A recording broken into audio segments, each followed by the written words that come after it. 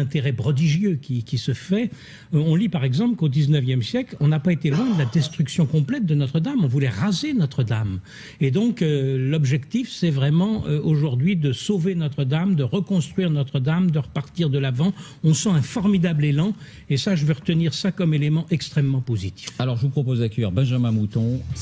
Il a été l'architecte en chef de Notre-Dame pendant 13 années, entre 2000 et 2013.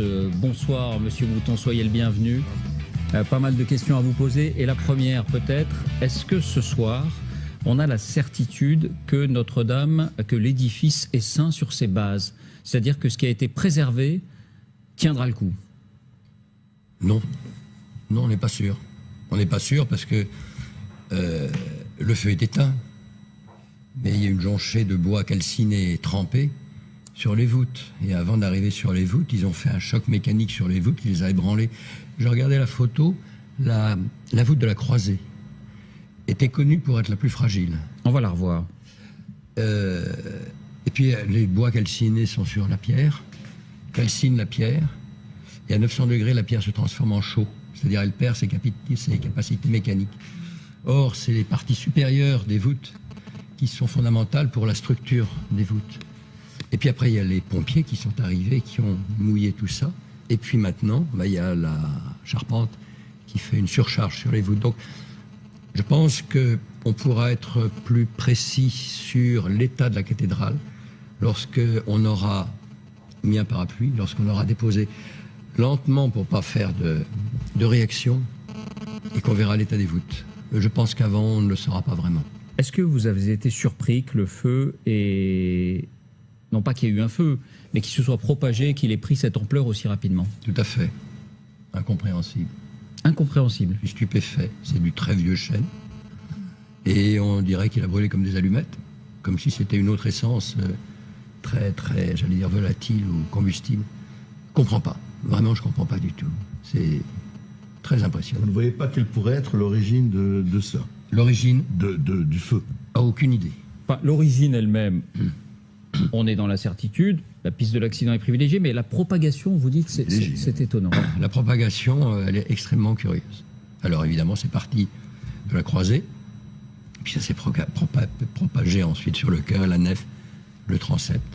Parce qu'on entend beaucoup de commentaires qui disent, c'est ce qu'on appelle la forêt, cette zone très, très grande, très importante, très volumineuse de charpente, que cette charpente pourrait brûler finalement presque comme du petit bois. Vous vous inscrivez en faux. Vous dites ce type de bois ne brûle pas comme ça. Bah non. Vous savez, du chêne qui a 800 ans, c'est très dur. Essayer d'en faire brûler, enfin moi j'ai jamais essayé. Mais du vieux chêne, c'est pas évident du tout. Il faut mettre beaucoup de petits bois pour y arriver. Là je sais pas s'il y en avait. Non, j'arrête de plaisanter. Je crois que non, moi ça me stupéfie beaucoup. Et où vous mène cette réflexion? À quelle hypothèse elle vous amène? Je vois pas d'hypothèse que je puisse dire. Quelle hypothèse on pourrait dire? Que ça a été vite. Qu'on aurait pu faire autre chose pour que ça n'aille pas aussi vite. Moi, je me perds en conjecture. Vous savez, on a fait à Notre-Dame, juste avant que je prenne ma retraite, c'est-à-dire dans les années 2010, on a remis à plat toute l'installation électrique de Notre-Dame. Donc, il n'y a pas de possibilité de court-circuit. On a remis à plat, et aux normes contemporaines, même en allant très loin, toute la détection et protection incendie de la cathédrale, avec des éléments de témoins, de mesures, d'aspiration, etc., qui permettaient de détecter un départ de feu. Vous avez en bas de la cathédrale 2 hommes en permanence qui sont là jour et nuit et qui sont là pour aller voir dès qu'il y a une alerte et appeler les pompiers dès que le doute est levé. Ils sont là en permanence? En permanence, oui. Pourrait-il avoir une différence de mécanisme d'alerte? Impossible? Tout est possible. Tout est possible. Moi, je vois mal parce que, bon, ça a été un travail colossal. Et puis, vous savez, c'est comme dans tous ces chantiers de monuments historiques, surtout à Notre-Dame, on a un encadrement technique, normatif, de contrôle, etc., qui est considérable, qu'on ne voit nulle part ailleurs, qui est considérable. Donc là, je veux dire que je suis quand même assez stupéfait. Et pendant les 13 années où vous avez été l'architecte en chef du bâtiment, vous n'avez pas eu connaissance de départ de feu? Ça n'est jamais arrivé? Non. Je suis ravi. On voit bien quand même que Les travaux de restauration d'un monument historique qui date de tant de siècles accentuent la fragilité du monument lui-même. Et l'un des problèmes qui se pose aussi, c'est la surveillance de ce type de chantier. C'est-à-dire qu'il est quand même ahurissant que dans les défenses, et j'entends les défenses évidemment de gens de bonne foi, nous disent il n'y avait plus un seul ouvrier sur le chantier. En d'autres termes, il n'y avait plus personne qui surveillait un chantier de cette importance, alors que, à l'évidence, à partir du moment où il y a un chantier de rénovation comme ça, dans un monument historique de cette portée, on ne comprend pas qu'il n'y ait pas des conditions de surveillance strictes, permanentes, 24 heures sur 24 qui soit posée. Et là, je pense que la loi va devoir évoluer sur la façon dont on peut rénover, restaurer des monuments historiques, parce qu'il y a une carence évidente, me semble-t-il, de surveillance à minima. Vous avez sûrement raison, mais je vais mettre 2 bémols. Le premier, c'est de vous dire, vous savez, quand les ouvriers s'en vont du chantier, c'est la surveillance générale qui reprend ses droits, qui n'a pas vraiment quitté, et qui continue. Donc il n'y a pas de différence. Mais elle n'est pas spécialement adaptée à travaux de rénovation du monument historique. C'est-à-dire qu'on est resté sur les 2 hommes tout en bas en permanence 24 heures sur 24. Mais avec des appareils de mesure et de détection en permanence dans les combles.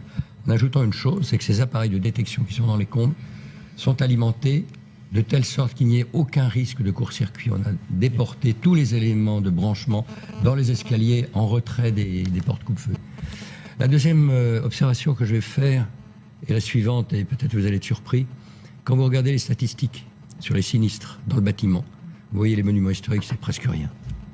Alors, parce qu'il y a très peu de monuments historiques, tout simplement. Non, c'est parce que ces chantiers sont très, très surveillés, très encadrés, avec des mesures qui sont drastiques en ce qui concerne la protection, la surveillance, etc., etc.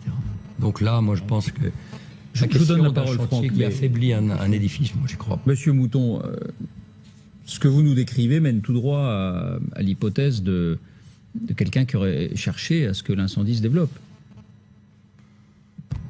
Je garderais bien de faire la moindre hypothèse.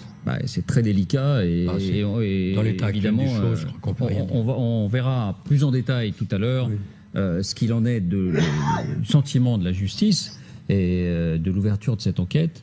Pour l'instant, cette hypothèse n'est absolument pas privilégiée.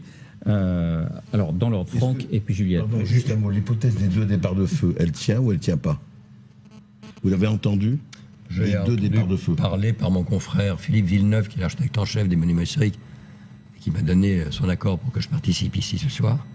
Il m'a dit avoir connu un seul départ de feu, dans la noue, c'est-à-dire la partie de toiture qui rencontre le transept. Il me dit uniquement ça. Et il ajoute, il n'y avait pas de chantier à cet endroit-là. Il n'y avait pas de chantier à cet endroit-là. Chantier.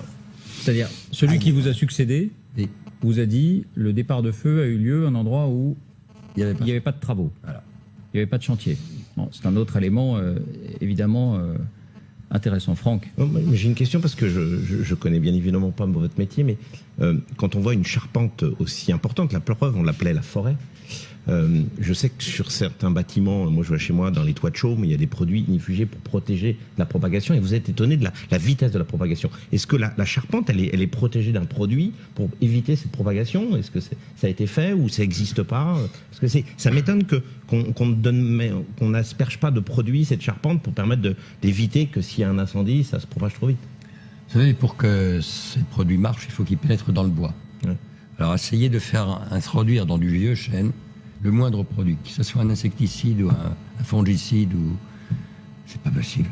C'est pas possible. Si on le savait, on l'aurait déjà fait. Juliette? Malheureusement. Non, juste une remarque.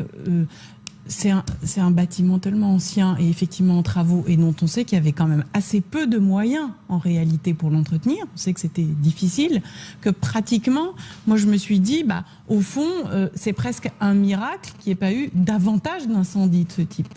Sur toute la durée, vous voyez, sur toute la durée depuis laquelle, tous ces siècles, depuis lesquels existe la Notre-Dame de Paris, c'est vrai qu'on pouvait se dire, c'est presque exceptionnel qu'il n'y ait pas eu davantage d'incendies. Et la deuxième chose, c'est que je trouve que malgré tout, les conditions dans lesquelles ceux qui étaient présents dans la cathédrale ont évacué très vite les œuvres d'art qui pouvaient être sauvées, le fait qu'il n'y ait eu aucun blessé, aucun mort, on ne le dit pas, mais ça montre quand même qu'il y a eu une très grande réactivité, à la fois de la sécurité civile, des forces de l'ordre, probablement des gardiens, à préserver ce qui pouvait être préservé. Et donc, malgré tout, moi j'ai de l'admiration pour le fait qu'un tel incendie a été relativement vite Et les circonscrit. sapeurs-pompiers de Paris, oui. Évidemment les sapeurs-pompiers de Paris, évidemment la sécurité civile, probablement aussi le personnel de Notre-Dame de Paris. Donc je trouve que c'est quand même admirable, mais voilà, ce qui ne remet en rien en cause ce que vous dites. Moi, je suis tout à fait d'accord avec vous. Moi, j'ai toujours considéré que la conservation de cette charpente, qui est exceptionnelle, de démonstration de l'art de la charpenterie de la fin du XIIe siècle, et puis ensuite qui reprend au début du XIIIe siècle, comme s'il y avait une filiation dans l'art de la charpente, avec des améliorations qui étaient apportées dans la nef. C'est un tableau absolument fascinant, qui n'existait nulle part ailleurs. Et le fait que ça soit encore debout en 2013, quand je suis parti jusqu'à hier, avant-hier, pardon, c'est vrai que ça tient du miracle. Et ce miracle, j'ose pas dire qu'il nous joue des tours, mais peut-être quelquefois on se dit, bon, on a pris toutes les mesures et ça devrait aller. Et puis, que voulez-vous, je crois que de toute façon, le risque zéro n'existe pas. Une dernière question, Monsieur Mouton, sur votre état d'esprit à vous, c'est la question que je posais à chacun au début de cette émission. Est-ce que vous êtes ce soir plutôt soulagé ou désemparé, consterné par ce qui s'est passé? Soulagé de quoi? Non, je ne suis pas soulagé du tout. Parce qu'hier soir, à un certain moment, on craignait que tout l'édifice... Oui, non, vous n'avez pas craint, vous. Il faut savoir que les deux tours ouest, dans lesquelles se trouvent les beffrois, sont séparés de la nef par des murs dans lesquels il y a très peu de portes. Donc le passage du feu dans ces deux tours occidentales était extrêmement peu probable. En revanche, s'il y avait eu le feu là, il y a 8 cloches dans la tour nord et il y a 2 cloches dans la tour sud, dont le grand bourdon Emmanuel. Et là, évidemment, ça a été un drame épouvantable. Le feu n'a absolument pas pénétré dans une des deux tours? Pas à ma connaissance. Il aurait pu passer par les sabassons, mais apparemment, ceux-ci sont en état. Sinon, ils auraient brûlé. Pas du tout soulagé, pourquoi? Pardon? Pas du tout soulagé. Parce que je vois pas comment je peux être soulagé après l'incendie. Même si je me dis, on n'a pas tout perdu. Non, je peux pas être soulagé, je suis désolé. Merci Monsieur Mouton. Merci d'avoir été avec nous ce soir. On va enchaîner avec des précisions.